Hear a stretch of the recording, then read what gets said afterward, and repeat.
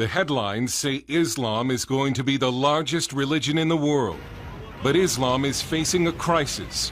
The terrible deeds of ISIS, done in the name of Allah and following the violent example of Muhammad, have horrified many Muslims who are now questioning their faith. Missionaries to the Islamic world say more Muslims have converted to Christianity since 9/11 than during the entire 14 centuries of Islamic history. Many keep their conversions a secret, afraid for their lives.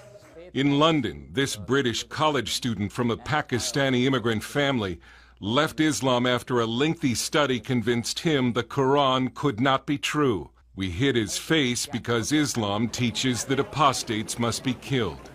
If someone leaves Islam or becomes apostate, he is thrown out of his family. His family will be the first one to abandon him. His friends will reject him. He will be killed or he will be persecuted. A lot of my friends, they said, okay, this is the last time we are talking to you because you disrespected Prophet Muhammad. You disrespected Islam. Imran has not yet become a Christian, but has studied the Bible and says Christianity is superior to Islam.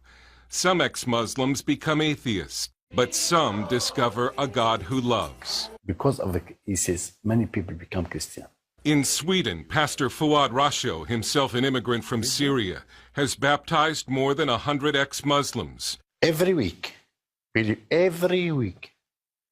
I meet almost one or more who come to me. They come to me and like to know about Christianity, about Bible, because they are very angry. They are Muslim, as they don't like to continue to be Muslim.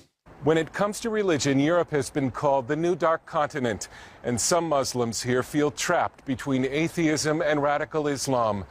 But they see hope in Christianity. When Nassim Ben Iman came with his parents to Germany as immigrants from a Muslim nation, he remembers thinking that if Germany is a Christian nation, then Christianity is a dead, sinful religion. Nakedness in the television is because of the Christian religion. Living together, not married, is because of the Christian religion. But then Nassim discovered real Christianity and is today an evangelist reaching Muslims and non-Muslims for Christ. When the people understand who Jesus is, they will more and more love Jesus and follow Jesus. And when the Muslims understand more and more what Muhammad is, what the Quran is, what the history is, then they will go farther away from Islam. Islam is going to collapse. Brother Rashid is the son of a Moroccan imam who lived for 15 years as a secret convert to Christianity. Now he hosts an Arabic-language Christian program called Daring Questions that challenges Muslims to question their faith. Many Muslims actually, they say, if what ISIS is doing is Islam, I'm leaving it. Some of them are becoming atheists. There's a huge wave of atheism in the Arab world right now. And there is also a huge wave of conversion to Christianity following Jesus Christ. I have never seen something like this. Islam was never faced with this crisis before. Nassim says Islam appears strong, but is only feeding off the spiritual void in many weak Christian nations. Let me say, the greatest power of the Islam is the weakness of the Christians.